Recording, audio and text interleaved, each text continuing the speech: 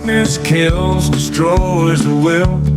Find a spark, make hearts thrill.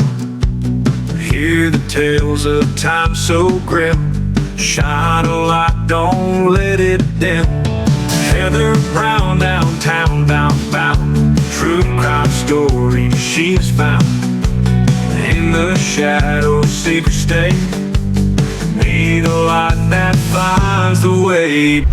Welcome back to another exciting episode of Defeating the Darkness, True Crime Stories with Downtown Heather Brown. That's me, your host. I'm a retired homicide and sexual assault prosecutor in Orange County, California. And now I host this podcast, Defeating the Darkness. And today, you're in luck. I'd like to say the man, the myth, the legend, but I use that line with my husband, so I'm going to skip that one and just say you're in for a treat, because today we have with us a retired FBI agent, Brady Finta. Hi, Brady. Hi, good to be here. It's great to have you.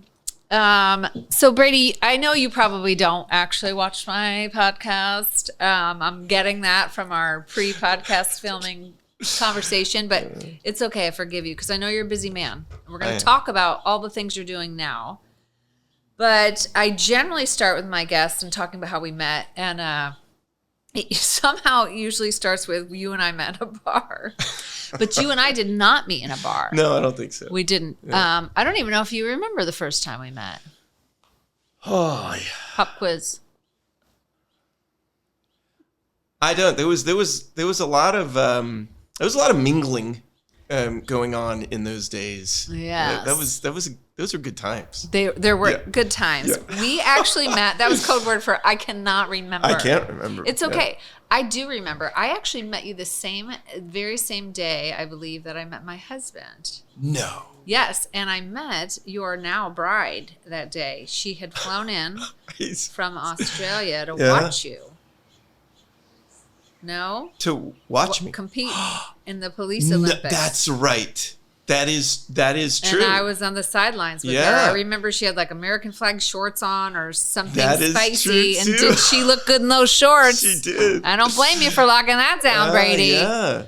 Do you remember? Was that when I tore my hamstring and they had to carry me from event to event? I think possibly yes. God, I wasn't really paying much attention to you. No offense. I was kind of focused on Tom Brown, who won the gold medal that day. He was the big hero. He's a big hero, right? He's a winner. He's a winner, that Tom Brown. But I love that about him. But I had met him, but I, interestingly enough, your girlfriend had come to see you. That's true. She was on the sidelines, and so we were chatting it up, and we were like, "Who are you here to watch?" So I was checking you out and checking out Tom, who I was there to watch to check out. There was a lot of checking out going on. Yeah. And by the way, it should be noted that we did not compete against each other because he was in like the old guy group and I was in like the real athlete group. Yes, the young man group. So, so we've been friends for a long, long time. And I know just a few things about you. A lot of things I learned at your retirement party, but I know that you must have some fascinating stories. So let me just start with, that's before you were even an FBI agent. What did you do? Professionally, I was in the Marine Corps. I was an infantry officer in the Marine Corps before I joined the Bureau. I think I knew that, but I forgot that. Is that right? So, yeah. So that's really cool. I didn't realize that. It's a great place to be from. Yeah. So you were in the Marines, and how long were you in the Marines? About 6 years. Okay. Yep. I was Did you know Tom Brown then? I didn't know Tom. Oh, okay. In the Marine Corps. He was a little older than you? Yeah, he would have been one of those older guys. And plus, I was in 3-3 out in Hawaii, in Japan. Did my last tour here at Camp Pendleton, and then I joined the Bureau, yeah. Oh, okay. So did you join the Bureau right from the Marines? I did. I tried to, at least. That's actually a funny story. Yeah, let's hear it. It wasn't funny at the time, but so I applied for the Bureau while I was still in the Marine Corps, and it was getting to that point where you had to decide whether or not you're going to stay on or get out. But I had already passed phase 2, and I was in the background and stuff like that. So I thought, I feel comfortable enough. Still a little sketchy, but I'm going to resign. I'm going to get out of the Marine Corps. I'm going to give myself like a couple of months, before I would go off to the academy. So, grew my hair long, grew a beard, got on my motorcycle, rode up Coast Highway to Canada, and back, and, loving life. Spent like every nickel I had in the world. And my supposed class date at Quantico is coming up, and I'm not getting any mail saying, hey, here's your terminal guidance on that. So, I'm calling the recruiter. He's not calling me back. I keep calling. Finally, I get through to somebody. I'm like, hey, what's going on? I'm like, I think I'm supposed to be there like next week. And finally, I do get a call back, and they say, well, there's been a problem. I said, what's that? Well, there's an inconsistency in your background. And, at the time, I had no hesitations whatsoever about my background. Like, there was nothing, And I go, I don't, some sort of mistake? And they say, well, yeah, you lied. And I was like, whoa, I don't know what you're talking about. Well, you should have told us about, because I had a different girlfriend, like a live-in girlfriend at the time. You should have told us about your girlfriend's narcotics trafficking conviction. And I was like, yeah, pretty sure that's not the thing. Like, she never, yeah. Well, isn't her name, I probably shouldn't say her name. Isn't her name, Jane Doe? Yeah, that's her name. Isn't she from this town in California? I was like, oh my God, yes. Well, isn't her birth date blah, blah, blah? I said, no, that's not her birthday. And they said, are you sure? I'm like, yeah, I'm pretty sure. They literally sidelined my entire application. They canceled my class date for the wrong person. Oh. And I actually said to him at the time, like, thought you guys were the FBI. Yes. I said, what kind of Mickey Mouse outfit is this that, like, you guys canceled my class date and I gave you the real date of birth and you're looking at the wrong one? And they're like, oh man, we're so sorry, but there's no more class dates for like 3 more months. So you're like, I just spent all my money driving up the coast on a motorcycle. Homeless, destitute for that next 3 months while I waited for my class date. So I love that. Yeah. So what did you do? What did you do to make money, Brady Finta? That was some of the stuff you saw at my retirement. It is some of the stuff I saw at your retirement. Yep, that's when that happened. Mm-hmm. Oh. Let's just say did a little male modeling. Oh, God. Why has it got to be male modeling? Why isn't it just modeling? But yeah. Modeling. You were in like some commercials, some magazines, right? It was some goofy stuff. It was some cheesy. It was some cheesy stuff, Brady. I'm not gonna lie. Yeah, but it kept me afloat. Helped me pay for gas to get to Quantico. Right? Yeah. Hey, you had to make it happen, right? Yeah. You needed a side hustle, and you found one, and look where you turned out now. There you go. So you got into the FBI once they figured out the date of birth of your actual girlfriend. Yeah. Took a while. Did she have any narcotics trafficking? She did not. Okay, no, good. She was good. Yeah. Phew. Okay. I mean, that would have been the biggest shock. Could you imagine you're living? And I had a little self-doubt there for a moment. You're like, am I living with a drug runner? Yeah. That would be crazy. That would have been bad. That would have been very bad. Okay, so you get into the FBI, mm-hmm. and how long were you an FBI agent? 23 plus All years, right. yeah. Yeah, that's a good clip. Yeah. That's about how long I was at the DA's office. Almost 24. That can't 24. Be. Yeah. Wow. Yeah. No, I can't. It is. Trust me. So, okay, what'd you do in the FBI? Tell us about that. Yeah, so, honestly, I was really lucky. Almost exclusively for my entire career, I did either organized crime or gangs or kind of major narcotics type stuff. They eventually changed the name. They called it TOC, Transnational Organized Crime. I did a couple-year stint as a we call it innocent images, crimes against children investigator. For about a year, I was a 93-pound, 15-year-old blonde girl. Oh. Yeah. So you posed on the internet as that? Is that what you're doing? I did. I love that. Good times. Yeah, they were very disappointed when they saw you, right? They were like, oh, yeah, There no. was some great stories there, yeah. Okay, well, tell us a great story. Tell us something fun. Well, just one on that one. So, the whole,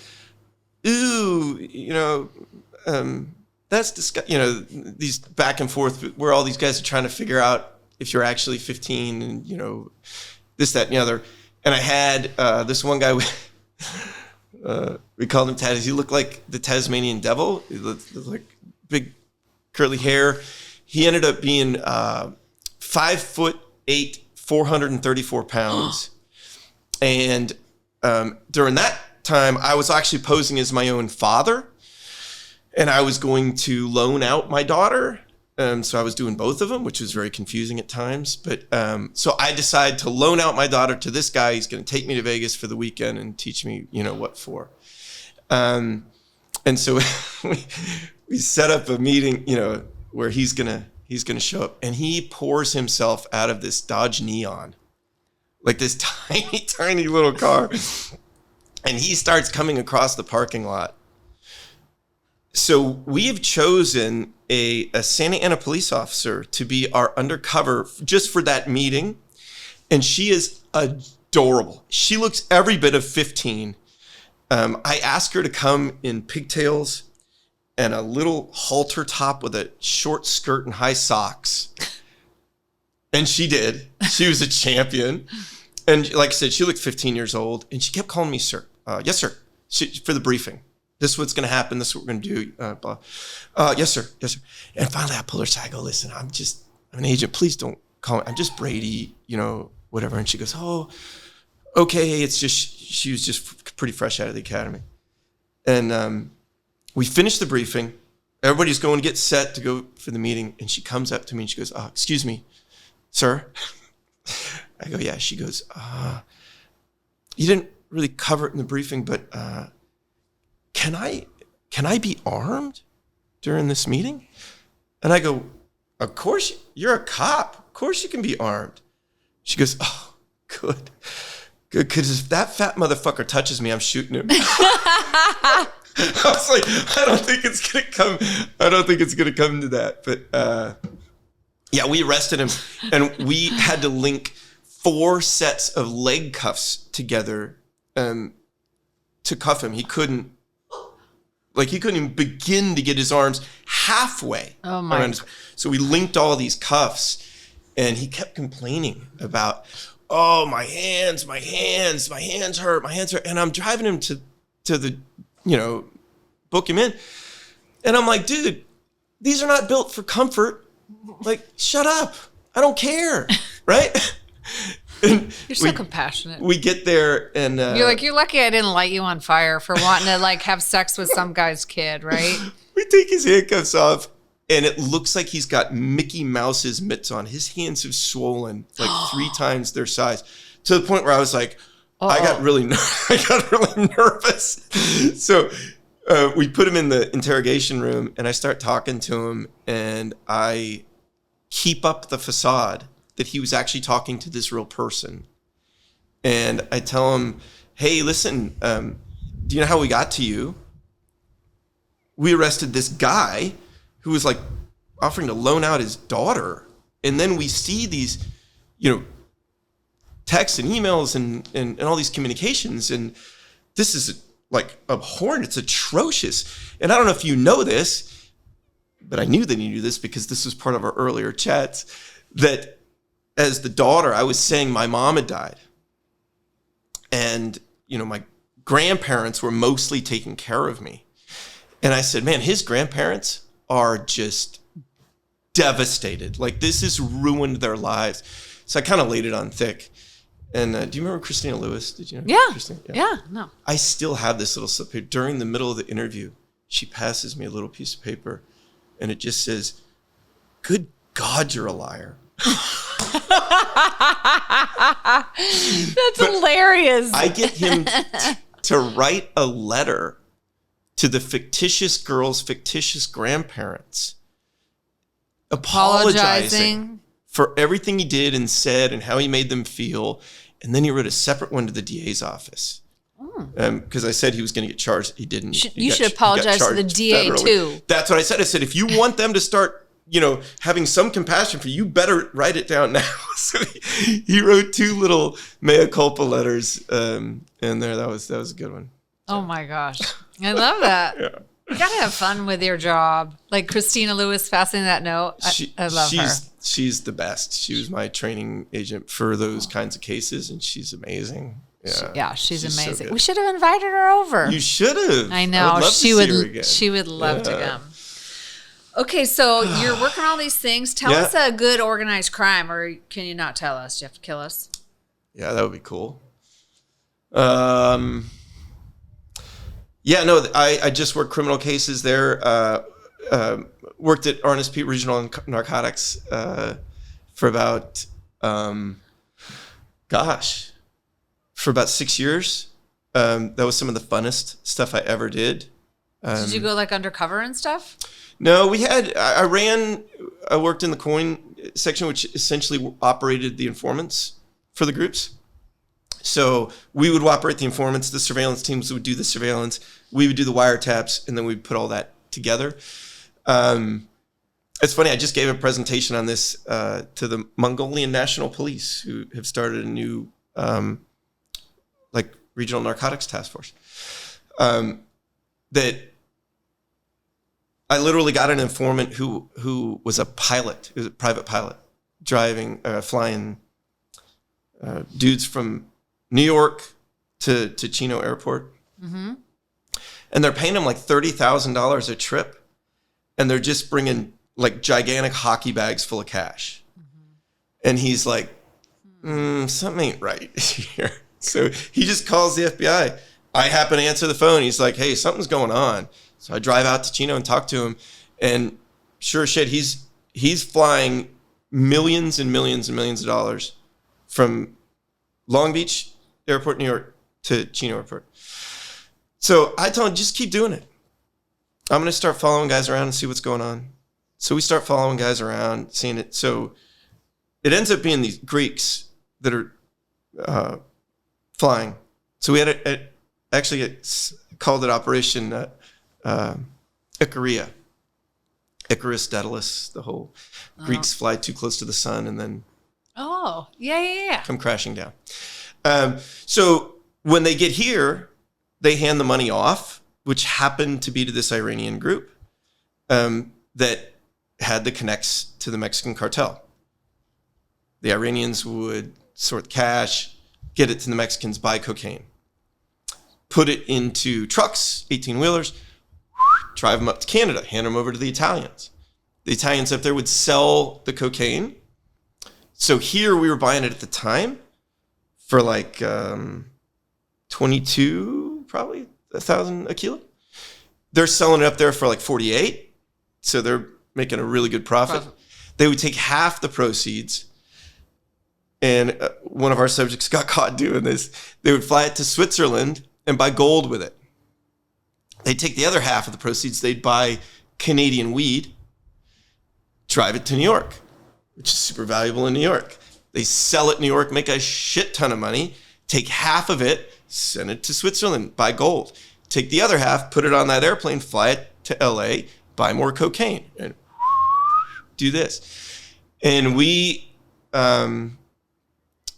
I got a couple of informants. I got a couple different methods that we were using to figure out what was going on. We were doing surveillance in New York. We were doing surveillance here. We were doing, looking at their phones. And we ended up seizing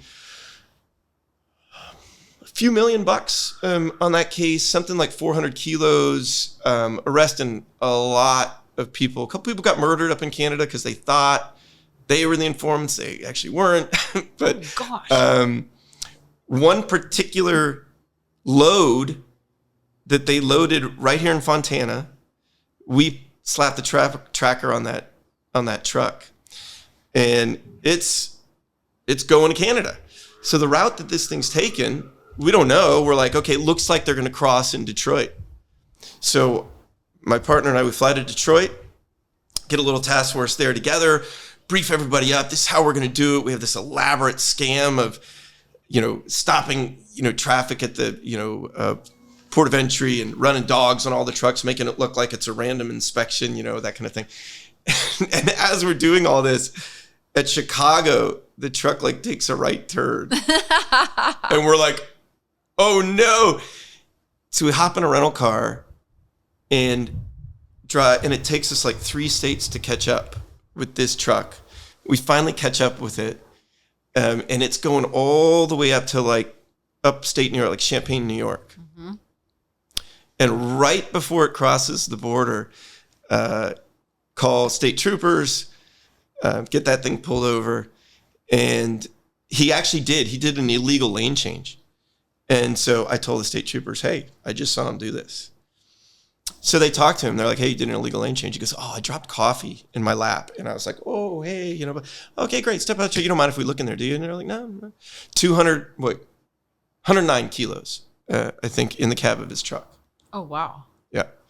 And it's the largest seizure of cocaine in the history of that county of New York.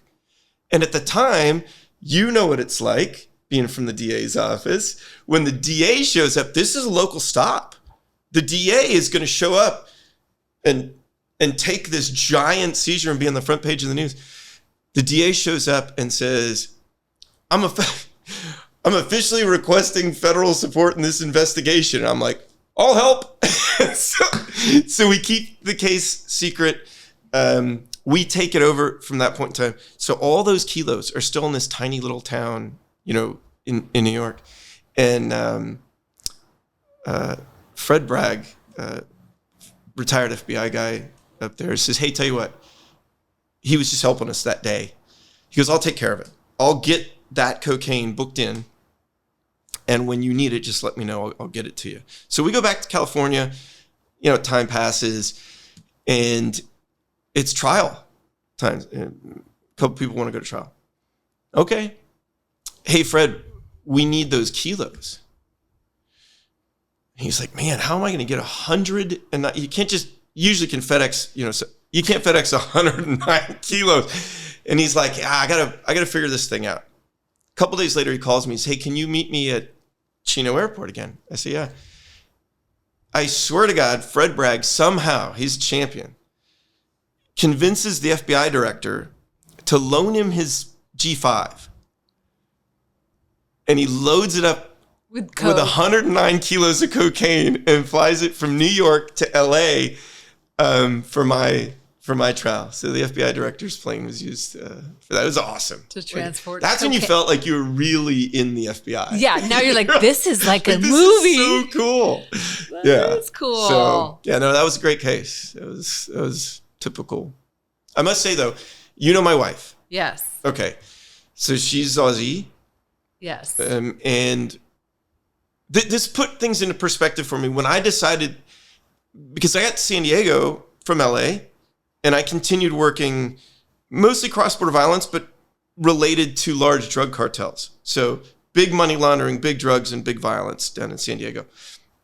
And I worked it for years and years and became the supervisor of the cross-border violence task force, started the new money laundering program down there. It was my life. Right?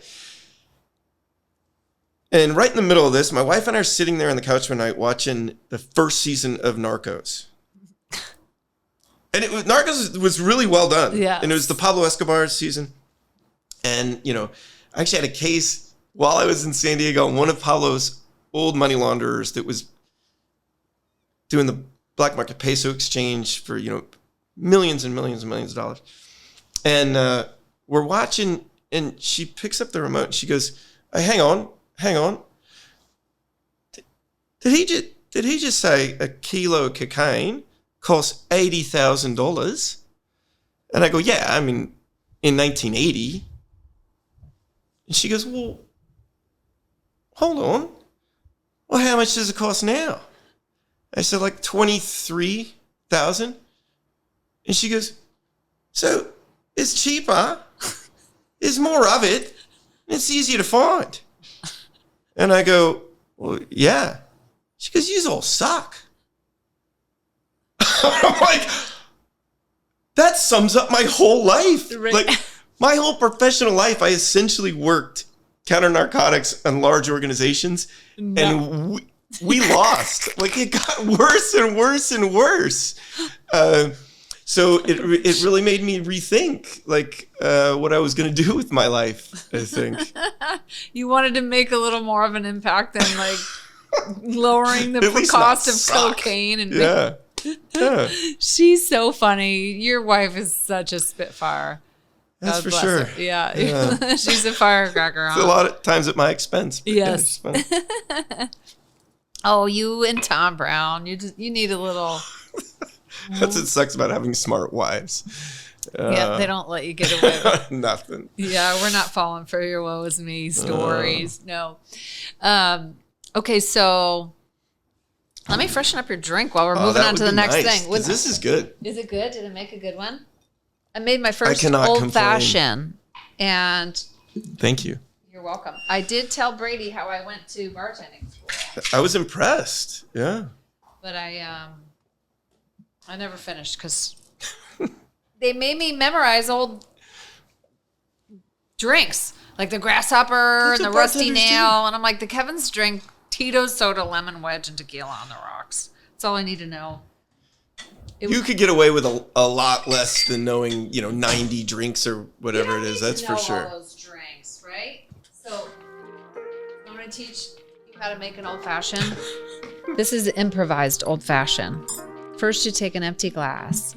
Then you need some bitters. It said 2 or 3, so we'll give them 1, 2, 3. I gave you 3 last time. I didn't have any cube sugar on the fly, so I did have simple syrup though. And it says like half of a teaspoon. I'm gonna give it a squirt or 2. And then the trick is to add a little water into it. Just a splash of water to help the simple syrup mix in well with the bitters. This is my muddling, aka stirring with a spoon. And it was not too sweet. That was the right. That was the right perfect amount. blend. Yep. Then I was a little disappointed with the lack of garnish, to tell you the truth. I did not know you were coming. Otherwise, I would have gotten you some orange garnish, Brady. Now we're like an pouring. orange tree here? It's like a 4-second pour. A healthy 1, 2, 3, 4. That's the pour. Okay, we're making YouTube videos now on how to make. Right on. I'll rewatch this later. Right? Then we got to mix that up. Doesn't look like a lot of bourbon. And then, oops, it's a little watery ice. You'll get over it. We'll blame Tom. I'm going to jiggle it around. And then what I did? Jiggle, a technical term. Jiggle. Then I added a little more bourbon. Just a little, little splash on top. And then one more little splash of sugar. That's what I did last time. Just a teeny. And then I spun it around, and let's see how it tastes. I'm going to pretend it's the best drink I've ever had regardless. Are you? Yeah. I don't know. Not everybody gets a trophy in my world, No, Brady. If it's terrible, I want to know. I'm telling you, it's a good mix. There you go. It's a good mix. Okay, well now I need a drink. Okay, so one of the things that we must talk about that I think will be hilarious for the listeners is you had a little fame, you had a little television fame. Can we talk about that for a second? Sure. He was not only was he a male model, but I don't know if some of you might even recognize Brady. It sounds naughty, doesn't it? Yeah, it does. It's not naughty. I was doing something wrong. You didn't do anything wrong. You were like literally wearing like those cheesy, I think those balloon pants. What are those things called? Those parachute pants? Hey, those were pretty cool at the time. Yeah, it's terrible. Okay. Are they? I need a drink. I need some tequila, but I don't need ice.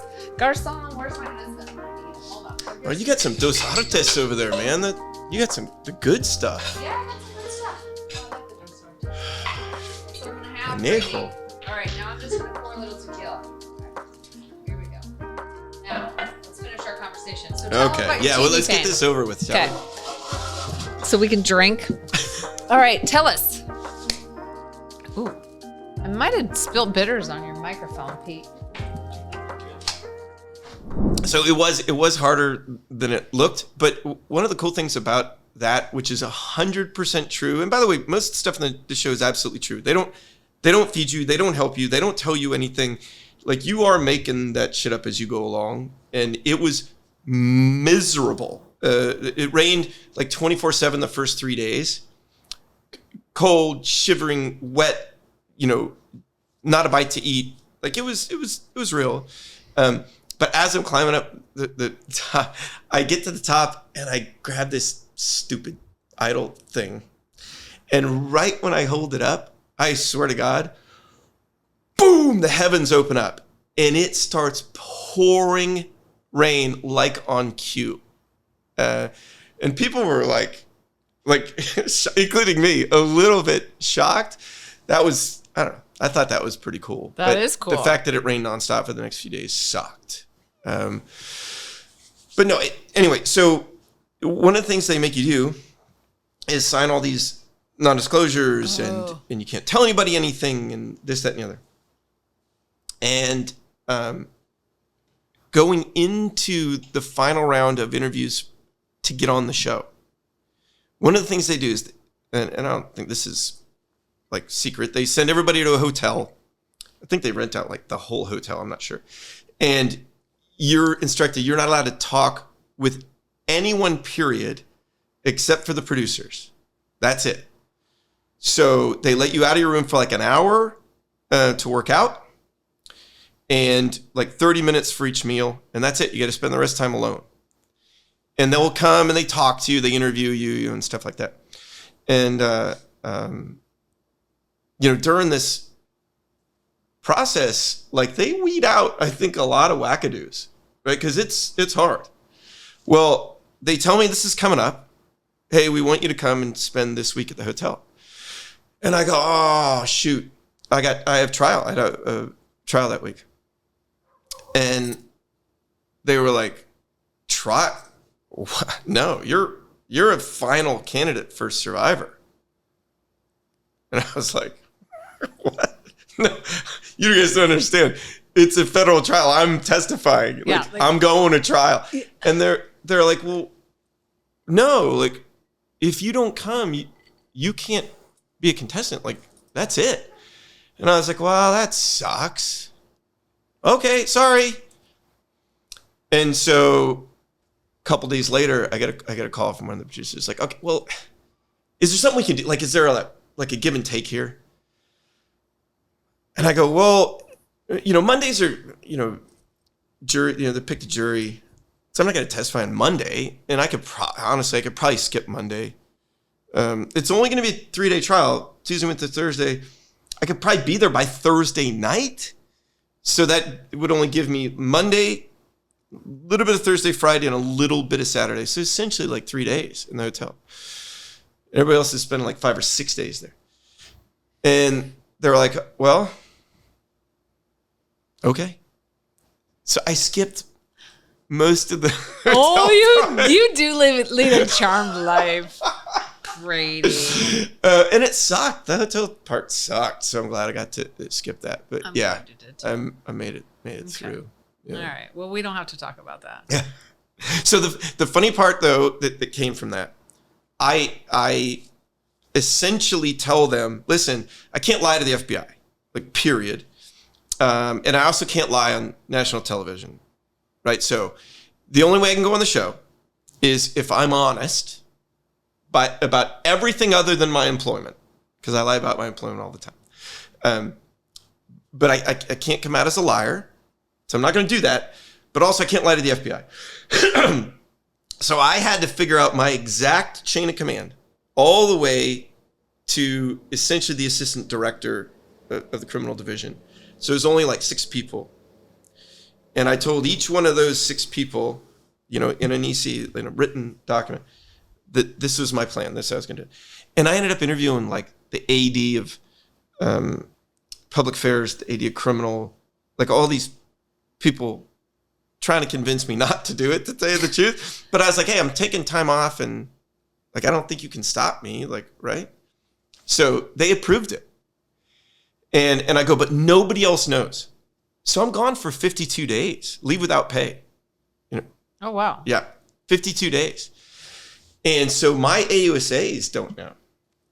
I have another wiretap trial, 27 defendants. Like they're building grandstands in the courtroom for all the defendants and their attorneys and stuff. And I come back, after being gone for 52 days. My AUSA is not happy. And I can't tell him the truth. I can't tell him what's going on. So we're sitting. And I don't think they would have been comforted. Like, I was on the show, Survivor. No, they'd be like, you're an idiot. Like, we have real work going on. What are you doing? So we're sitting there in pretrial motions, right? And we finish for the day. And I've not said a word, of course. I'm just the agent sitting there. I have two actually AUSAs. And we finish, and the judge says, he still hates me, I think. He used to call me the agent, and he never looked at me in trial. The agent has put us in this position. He kept saying, yeah, he did not like me. He says, okay, is there anything else? We're going to start, picking the jury tomorrow. And is there anything else that we need to figure out? And I raise and Doug looks at me and he's like grabbing my hand. And I go, no, I think I got to say something, dude. And he's like, no, what? No. And I say, yeah, Your Honor, I got a thing. I got this. I can't tell you what it is, but No, but now this is your like, best story. like, I got this thing. So here's the deal. I go, it's Monday. We're having pretrial motions on Monday. We're actually picking the jury on Tuesday. That's when the trial starts. Thursday's the season premiere of Survivor. You're not saying this to the judge, are you? Yes. I tell the judge, I go, the federal judge who hates you. yeah. Well, he didn't hate me until then. Oh, well, that's why he hates you. Yeah. He's like, are you fucking kidding me right now? And I just we just built a stadium to do the drug cartel trial, and Brady wants to watch the season premiere of Survivor. Well, it's not that. I said, listen, Judge, I'm going to be on this TV show that I don't want it to like impact the child. And he's like, oh man, okay, and now there's I knew it. I knew there was a reason I didn't like you, Mr. Good Guy, good looking. You are up to no so good. there's 27 defense counsel or whatever it is that are like up in arms, right. So, but I do think, listen, it wasn't that you wanted to watch the premiere. It's like you wanted to give the judge just a heads up. If I'm a witness on your case and those people are home, I might be on their television. No doubt. Okay. And I wanted to legit. give defense counsel the opportunity to at least object and come up with whatever they come up with. So it wasn't one of those, you ambushed us or whatever. I wanted to be transparent. So I could just see the AUSA being like, are you effing kidding me right now? Well, right? Right then, the judge says, what? Well, tell me step by step, tell me everything that happened. And I go, like, on the show? I signed an NDA, Your Honor. Did you say that? I go, Your Honor, I signed an NDA like this thick, like, they're going to sue me for millions of dollars. I can't tell you. And he goes, oh, you can't? Oh, I'm going to order you. I'm a federal judge. Yeah. You tell me what I asked you. Oh, you just challenged his manhood right there. Oh, and I was like, well, no, it's just that, it puts me in a tough spot. And he goes, no, you're. So what we ended up with is. Did you go in chambers and tell him everything? No. Nope, the judge would not accept that. That's what I offered. But I also said, like, Your Honor, I don't even actually know what happened. Like, I saw this much of the show out there. Like, I don't know what they're going to edit and put in. That's not my deal. Right. And he said, well, then tomorrow morning, I want everybody in here that can. Oh, so he's going to order the people from Survivor to tell him? Oh my God, this is crazy. So I walk out of the courtroom and I call my person at CBS. He says, listen, I got some weird news. I need like the producers, the director, I need everybody to come to court in Orange County tomorrow morning, 8 a.m. and tell the judge what happened on the show. And they were like, that's not happening, dude. I said, well, it kind of has to. So I swear to God, a whole gaggle of them show up first thing the next morning. And the first thing they did is come to me and say, Brady, don't worry. It's going to be fine. We're not going to sue you. This is not your problem. We'll handle this now. These are all these attorneys. And I'm like, oh, thank God.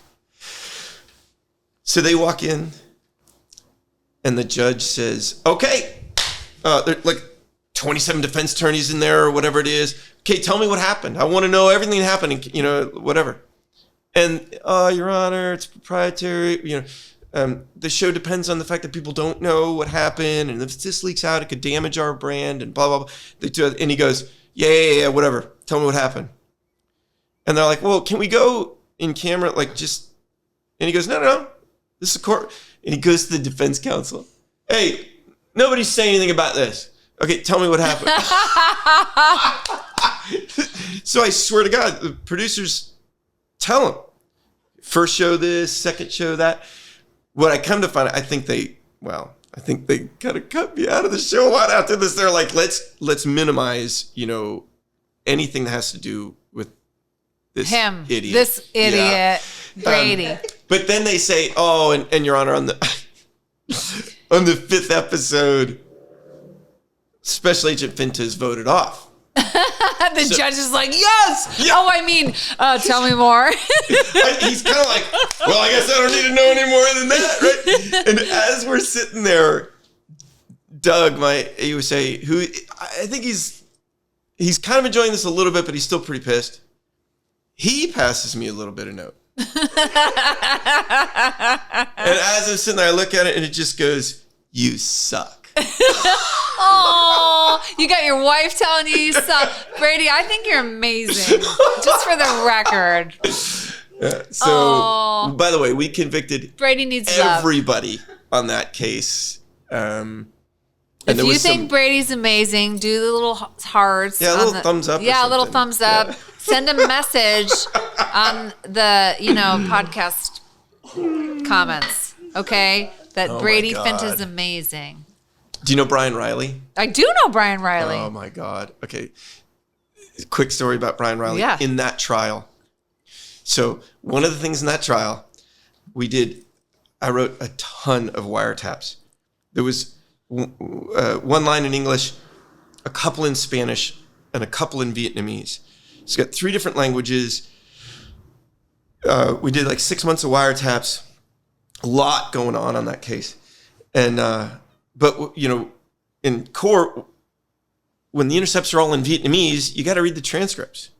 100%. So, we pick all the calls for these transcripts, and I get Brian Riley, and I get Paul Allen, a new agent, brand new agent at the time. He's got to fill out his, new agent book, and one of those things is testifying. So he's going to testify at this trial.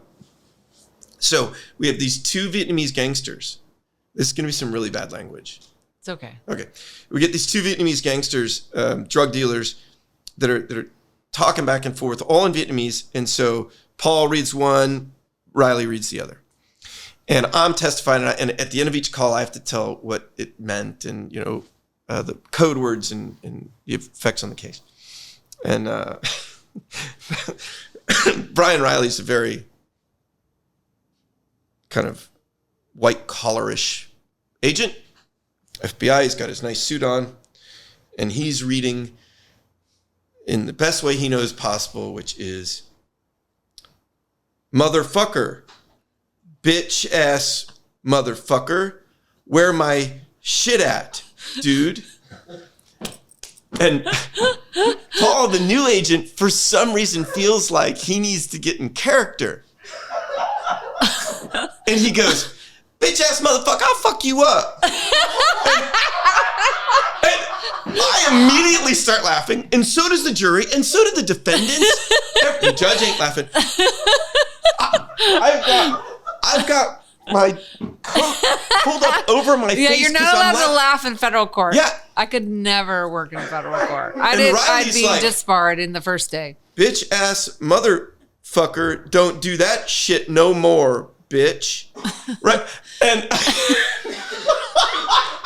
the jury is probably like watching through their fingers. oh my like, God. This is and not. Terry, the AUSA, she's like, so, Special Agent Finta, can you tell us the significance of that call? And one call in particular on that wire was Vietnamese guy calling, he's the distributor, calling his Mexican connect who was the cook. He was actually cooking in Garden Grove, huge meth lab. And Negro, the cook, was in Hawaii with his girlfriend at the time, who happened to be a dancer. And A female dancer. very talented. And Hip needs to call him to check on, where he's at with, I don't know, a load of dope or a payment or something like that. And so Hip calls him in Hawaii, and he's like, hey, what up, brother? And he's like, hey, dude, what's going on? Oh, yeah, I just call, talk about money and this, that, and the other. And he's like, yeah, we'll take care of that. No problem. Hey, I want you to talk to somebody. He puts his girlfriend on the phone. She's got this very sultry voice. She goes, hello. And he goes, hello. And she goes, what are you wearing? And he goes, me? I'm naked. I always naked. And she goes, You do this so well. Okay. She goes, that's funny. Me too. And he goes, ooh, you tall, you brawn, you naked, bam. So we put that call on the call list at trial. And everybody's like it's an awesome call. And again, the AUSA is like, Special Agent Finta, can you explain why this call was Could you explain what Special Agent Finta? Could you explain why this call is relevant? It really showed how close the relationship was between these two subjects, that he could actually talk to his naked girlfriend in Hawaii like they were brothers. So it was more to establish relationships. Got you. Yeah. I got you. I love that. And you said it with a straight face. I didn't. I was laughing the entire time. It was terrible. Another reason the judge hated me. Yeah. They all got convicted. That was a good case. It's easy to hate you though, Brady, because you're know. so charming and handsome. And yes, all the ladies love hate. Brady. But you should see his wife. She's a bombshell, so there's no chance. Agreed.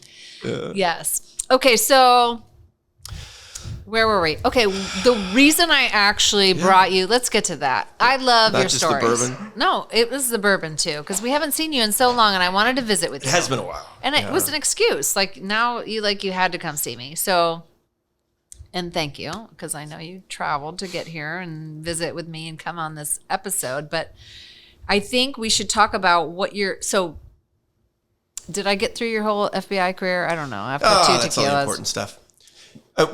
Okay. So in San Diego, I think about 7 years on the cross-border violence task force, doing most of the Sinaloa cartel stuff, but just the Sinaloa cartel stuff. it was just that our stuff that you see on our TV little that's actually piece of it. real, and Brady was working it. yeah, our little piece of it in San I don't want Diego. you to talk about that because you might get like whacked, and then it'll be my fault. And It's fine. right? It's fine. So But is it like you see on Queen of the South? Did you watch that one? the what? You should watch Queen of the South. It's really good. Queen of the South. No. It's so good. It's on like Netflix or something. It's super, or HBO. It's really good. Queen of the South. Okay. But it's about Sinaloa. Oh, okay. A lot about Sinaloa, and it's really good. I do. I mean, when Sicario came out, I took my entire task force to the movies that day. I love it. We watched like a matinee of Sicario. It was great. Because we did a lot of kidnappings, a lot of murders. Well, you didn't do the kidnappings and the no, murders. we investigated. Okay, a lot thank of you them. for clarifying. Yeah, we never kidnapped anybody. Pete's just going to put that one clip where you're like, we did a lot of kidnappings, a lot of murders. Just don't saying. do that. I'm just saying. So anyway, great experience. Didn't always succeed, right? Yes. It's tough. It's tough losing on a regular basis in terms of the scoreboard. Even if you feel like you've done a great case or you've worked very, very, very hard, but in the end, the AUSA doesn't file the case. Is that what you mean? Or you lose at trial? You were losing. Never lost at trial. Yeah, I was going to say. No, but more like spitting into a fan in terms of the overall problem. Oh yeah. Right? My wife, like your wife, nailed it. Like you suck. There's more drugs. They're cheaper. They're easier to find. We're kind of losing, and it's tough. You're swimming upstream pretty hard. Yeah. So towards the tail end of that, I had the opportunity to move up to Carlsbad. So the FBI resident agency, little tiny office in Carlsbad. I became the supervisor for that office. Absolutely fantastic. Great place to work. And it opens up your world. Like you have every criminal violation coming in, and you have a very, very small contingent of agents and analysts and support to try to somehow do the best you can. And there's 900,000 people in North County that you're responsible for.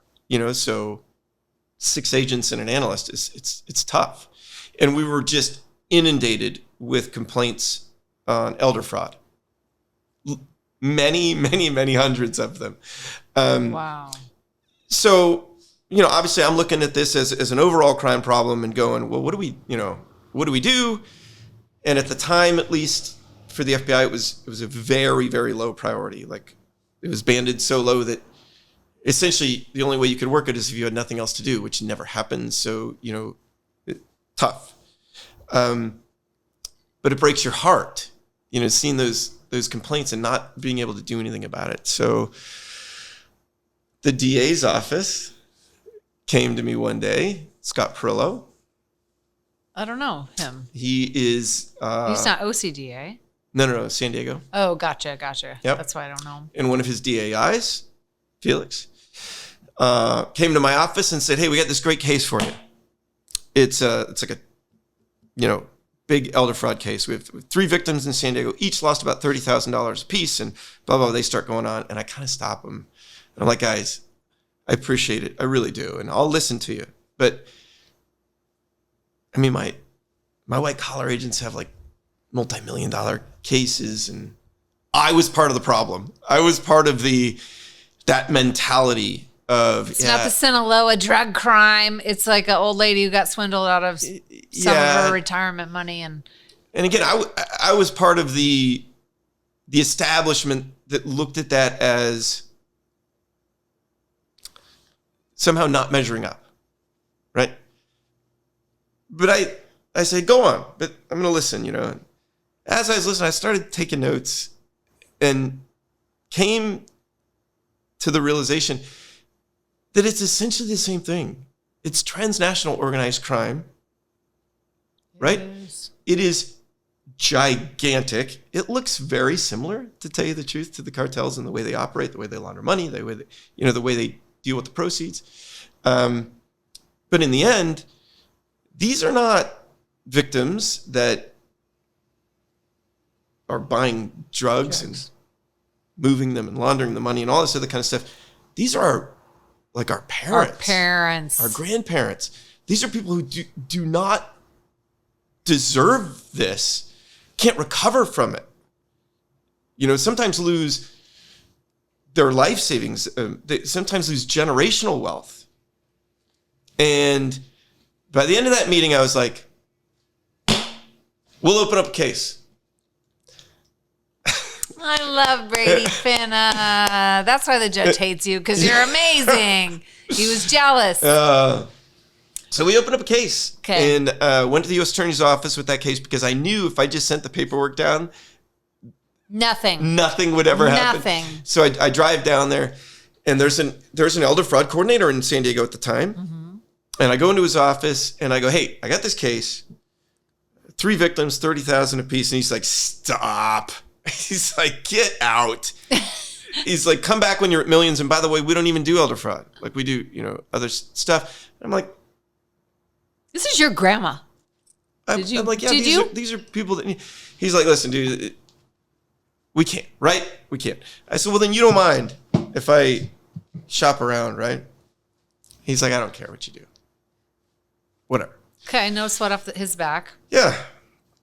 So I fly to D.C., and I meet with the Consumer Protection Branch at DOJ Maine, and I tell them, hey, this is transnational organized crime. This is the tip of an iceberg. I know for sure this is going to be a big case. I think we should work it. And they're like, okay, let's do it. So they gave me 2 attorneys in D.C., 2 really talented, great attorneys who would fly back and forth to San Diego for things like grand jury and stuff. And they start working up this case. And pretty early on, I did not have this idea. They had this idea, but they're like, you know what?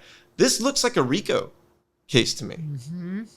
And I'm like, I don't know who this RICO guy is, but whatever you guys want to do, I'm fine with it. Turns out RICO's pretty much a kick in the teeth. There's a lot that goes into it, but I have incredibly talented case agents. I have the DA's office. They decide they're going to work it. So we do a RICO case on an elder fraud investigation, which I think is the first time it's ever RICO's ever been used to prosecute elder fraud, and arrest a bunch of people on like real severe charges, which is one of the best parts too. When you're talking to these, a lot of them are kids, these youngsters. A lot of the co-conspirators look like you, pretty young women, that all are just volunteering to help commit this crime because none of them think they're going to go to jail. And realistically, how many people go to jail on elder fraud cases historically? Right, and slim to none, which is bullshit, if you ask me. Not that many. But yeah. And when you're talking... Definitely not for a lot of time. You're getting probation. You're getting 90 days. 30 days. Home confinement. It's ridiculous. When you've stolen from some poor little old lady and for sure. She's lost her life savings. We could and light them on fire too. Put them on the list. That's what I say. I got a list of people I want to light on fire. Here. And as I will serve the Lord. I'm supposed to be a more loving, merciful, graceful, and I'm just not. Put them on the list. I'm working on it, but I don't know how to change that because when people tell me horrible things, I'm like, light them on fire, right? Don't you feel that way? It's heartbreaking. It really is. It is. And you talk, Maybe that's just what hell is. They're going to be lit on fire in hell. So I think I'm onto maybe that's something. Waiting for them, yeah. Maybe that's what I'm just saying. They deserve to burn in hell. Well, I'd like to give them a little pain and suffering first. On our Me earth too. Also. I had this horrible defendant who died like 3 years after I convicted him. He had gotten 156 years to life. Oof.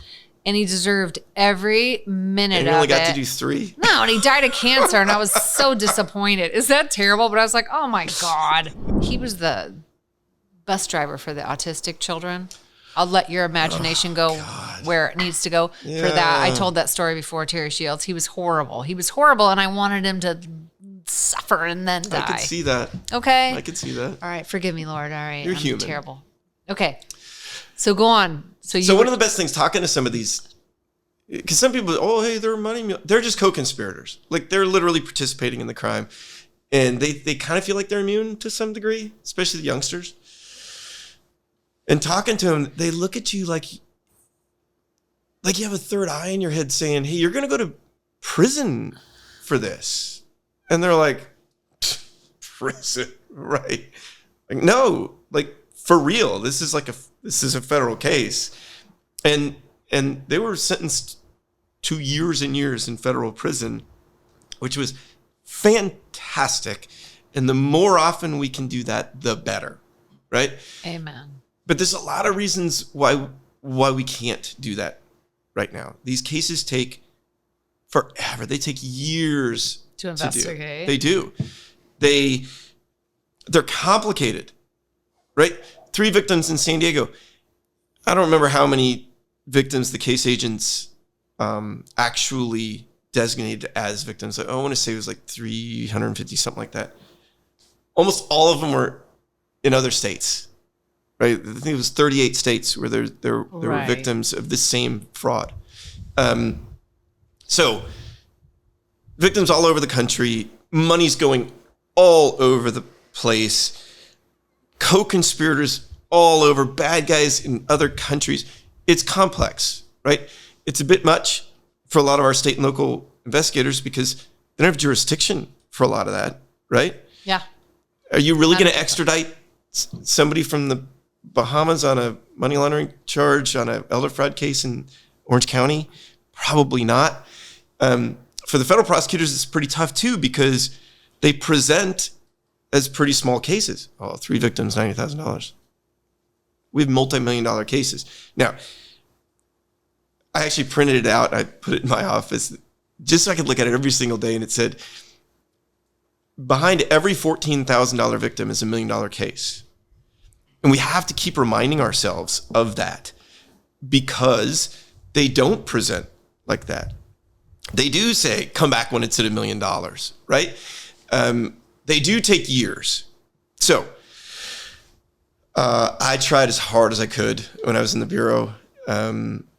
We started the San Diego Elder Justice Task Force in San Diego, formalized it. Oh, I love that. Got the DA's office as our primary partners, started working these cases. The local LECC, the Law Enforcement Coordination Center, made up a little kind of, we called it Elder Fraud Coordination Center. It was the really one analyst in the LECC, but amazing.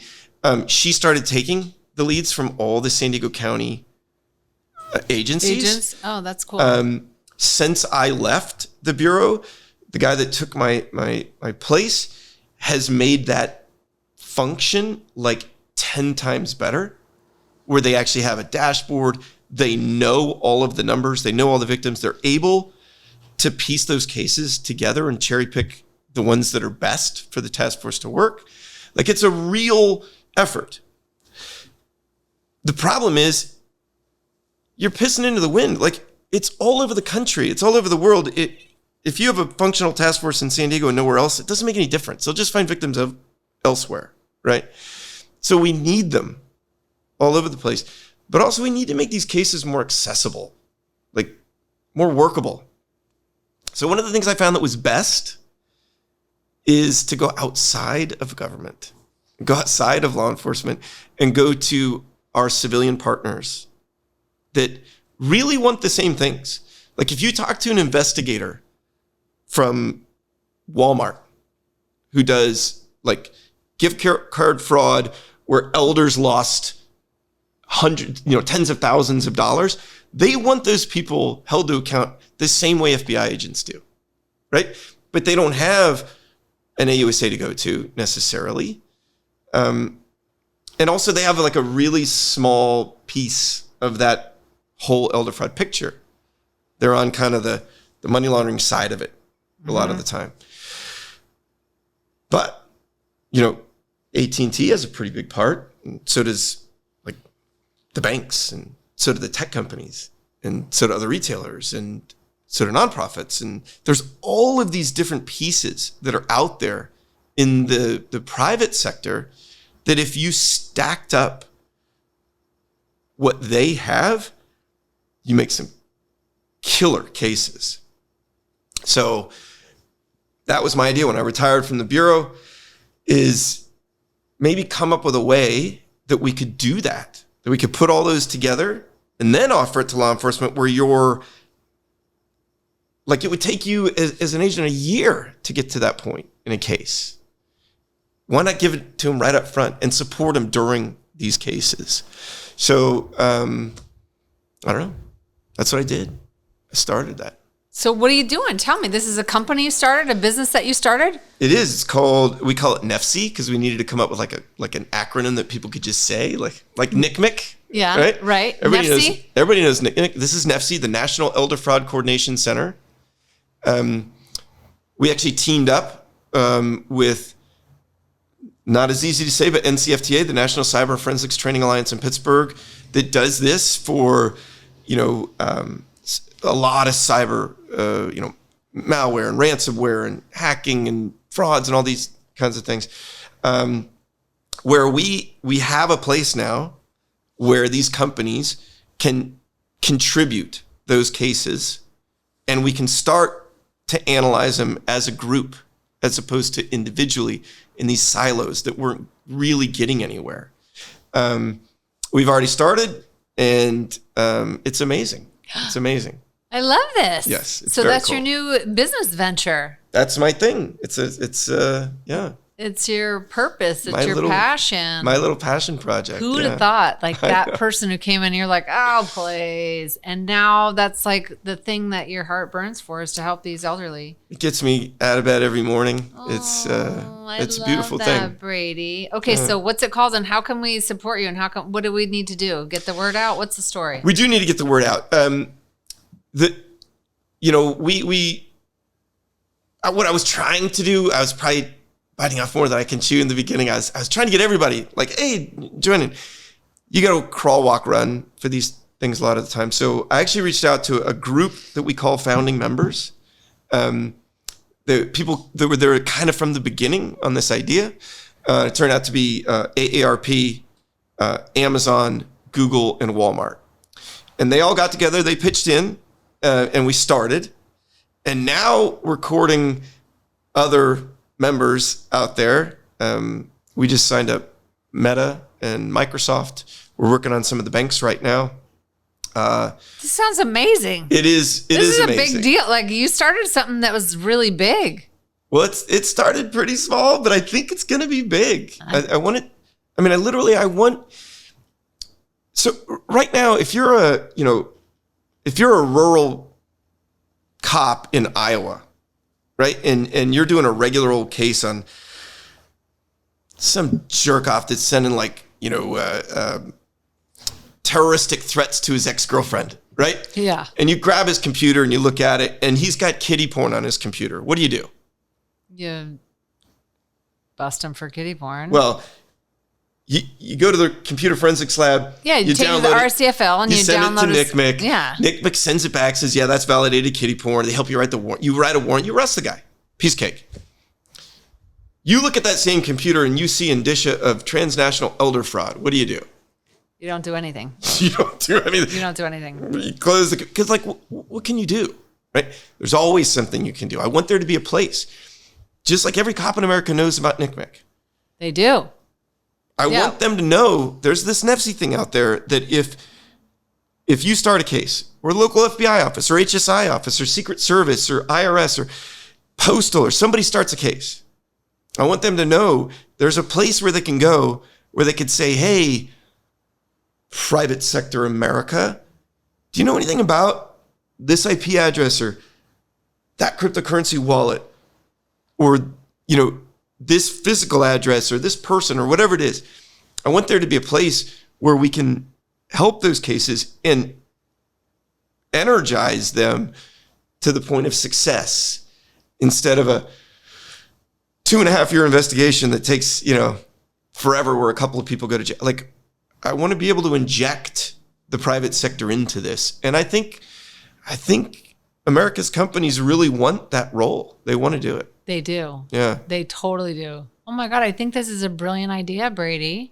Thank you. I'm really proud of you. I love that you took like this fire in your heart for the elderly and these pieces of dirt that prey on them, and wanted to create something that could actually make a bigger change than like you said, you're pissing into the wind with the drugs, and I know. Yeah, it is nice But we to do have need some satisfaction, Yeah. And this wasn't my main catalyst, but I was telling Tom earlier, it wasn't that long ago, while I was still in the Bureau. I mean, I'm the head of the Elder Justice Task Force in San Diego, and my mom comes to visit. And right before she goes home, I sit her down just like this, and I go, hey, Ma, don't take this the wrong way. You are not stupid, right? You're very, very smart. She's a counselor. She takes care of other people's problems, right?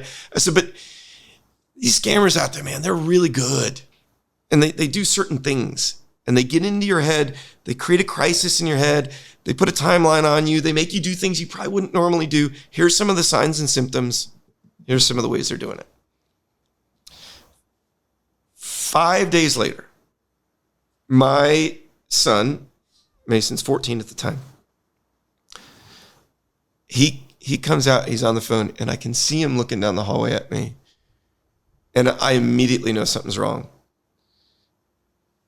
I'm like, what happened, Mace? And he says, Dad, you need to talk to Grandma. And I'm like, why would she call you? Like, she just calls me. And he goes, but don't give her a hard time. And I'm like, why would I give her a hard time? Because she called him and said, Mason, don't tell your dad. But when somebody's into your computer, do you know how to get them out of there? Because she'd spent 2 hours on the phone on a tech support scam where she's giving TeamViewer access to her computer. The guy's rooting through all of her accounts. Like, my mom's no dummy. She's a really smart person. But if she can be a victim, like who has, like. We all can. Right? I've fallen for the phishing. My friend Kevin, the Kevins, he falls all the time at work. God. You know, the work sends out the fake phishing Oh, ones. yeah. He fails at those. Every time. He's had to take that training like once a month for the past 2 years. And I always yell at him, you Oh, big my dummy. God. But You big dummy? Oh, I hit him and I tell him, you dumbass, right? And then the other day I got busted. Oh, my gosh. Yeah, Cal State Fullerton sent me one. And I was like, oh, damn. I've Dang it. never fallen for one, but I fell for this. That's the thing. Good. They They're are getting better. they are good. And those people that say, hey, we can handle this problem with education, we cannot. Now, it's an incredibly important part of this. We can't arrest our way out of this problem either. No. Right? But what we have to do, it's like the Marine Corps, it's like maneuver warfare. You have to figure out all the different ways to attack an enemy. You have to do it with education and enforcement and prevention and tech and all the different things. But we definitely need to do more enforcement. We got to let these people know There's penalties and punishment. there's real penalties. There's got to be. You shouldn't just raise your hand and say, hey, I'll open up a bank account for you as long as I can make a few $100 each time. No. You're going to go to jail if that happens. Yeah. So there needs to be more of that along with everything else. So I don't know, maybe that's down the But down don't the you road. think the real root of all of it is like people's willingness to do evil to other people? Oh, 100%. The root core of all of this is just like stop being a shitty person and doing horrible things to people. Like if we could all just stop doing that, wouldn't the world be a better place? No doubt. And these folks, they all know what they're doing. Yeah. They know they're lying. They know they're stealing from people. And that Rico case, it was the grandparent scam where the grandparents think their grandchild is in Dire grave straits, danger. Yeah. And really needs to. So they're doing things like liquidating 401ks to get money to give to their grandchild. Like these are good people, and these folks, they know exactly what they're doing. So yeah, they're just evil. They are pure and simple evil. Well, gosh, you are shining light in the midst of that dark world. That's why I brought you on the show, Brady. My husband told me all the cool things that you're doing. So I didn't know all the backstories. I didn't know all those great stories that you just told, but I knew that you were just a champion for the elderly and that you were starting this new business venture. So where can people find out more information? Where can we locate you? What's the story? Give us a scoop. Yeah, we got a cool website. It's called fightelderfraud.org. Okay, did you hear that? Fightelderfraud.org. And I can say that 10 times fast after 2 tequilas. I'm just saying. The good thing is, there's some good information on there about why we're doing this and what we're doing. It is designed for U.S. companies, essentially. Okay. So there's a join the fight button on there that says, hey, we're a company. We do maintain this data. We do have investigators maybe that want to try to help. We'd like to participate. So join the fight. I love it. Join the fight. Did you hear that? Join the fight with Brady Finta. I want to join the fight. I'm not a company, but... We'll take you. Okay, you'll take me. Okay, thanks, Brady. Gosh, anything else? Any parting notes? Any message that you want to send to the world? What do you want to say? Oh man. You know what I want to end on a really positive note. Yes, I love that. This problem, which the FTC extrapolated last year, and I think they're very, very close to being accurate, is about $61 billion a year in loss. 61 billion. That's crazy. That's leaving our country, and it's leaving the accounts of our parents and grandparents. It's massive. It's too big for the FBI. It's too big for our companies. But I wholeheartedly believe it's not too big for America. Like if, as a whole of society, if we decided that we were going to do this, we could take this on, and I think we could win. I love that, Brady. Yeah. Do you hear that? We need to fight back. We need to fight back and protect our parents and our grandparents and the money that's leaving our country. Right? Amen. How can we do it? Can we go and get more information about how to do that? What do we do as America? How do we do it? Yeah, we're actually in the process right now. There's a few, I hate to get into the whole political side of things, but there are a few bills going through Congress where they're trying to wrap their hands around this, right? Mm-hmm. A lot of it investment overseas that is being lost.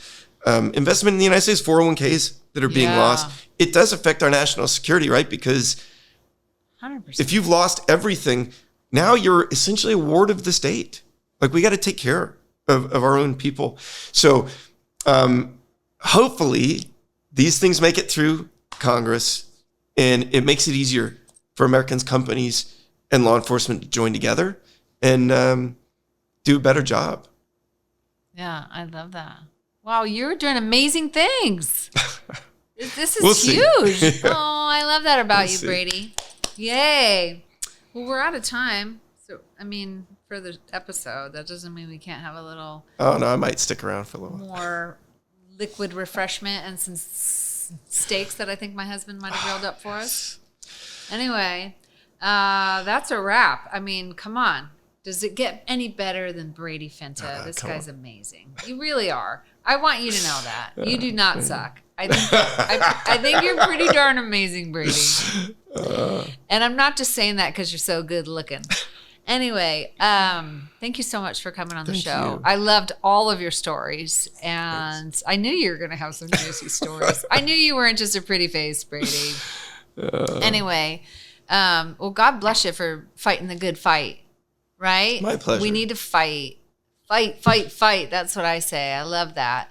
All right. Well, we're out of time. So thank Brady Finta, and leave some comments and tell him that he's amazing and that you think what he's doing is incredible for all these all of our parents and grandparents who are being robbed blind right under our noses while we sit back and don't do anything about it. We need to step up and do something about it, and Brady Finta is doing just that. He's bringing light to a very, very dark circumstance, and that's why I brought you on the show, because I think you're amazing. Abundance of light. So until we meet again, if you can't find the light, be the light like Brady Finta. Till next time. So long now. Be the light, shine so bright.